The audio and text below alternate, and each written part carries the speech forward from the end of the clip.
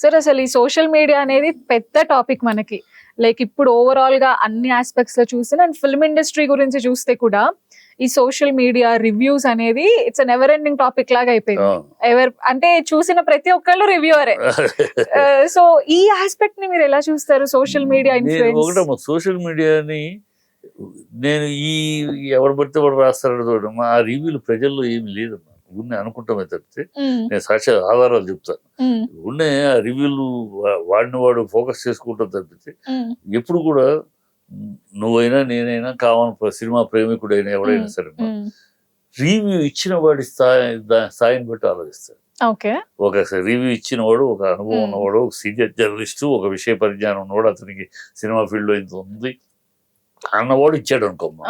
అయ్యో సుబ్రహ్మణ్యం గారు చెప్పారు, ఆయన అంత సీనియర్, ఆయన చెప్తే అంత తప్పుగా చెప్పడు కదా అని ఒక లెవెల్కి తీసుకుంటారు.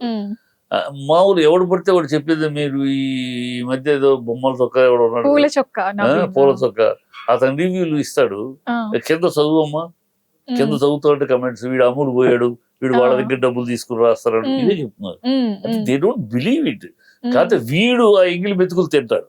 ఇలాంటి రివ్యూలు రాసి వాడికి వచ్చి వ్యూవర్స్ తోటి, వ్యూవర్షిప్ తోటి డబ్బులు, ఆ ఎంగిలి మెతుకు ఆశపడే కుటుంబ పరాయణతులు వీళ్ళ వల్ల సినిమా ఎందుకు. ఇదే పూల చొక్క వాడు రాశాడమ్మా కల్కిని గురించి, దారుణంగా రాశాడు రివ్యూ. మరి దెబ్బకు హిట్ కొట్టింది కదా.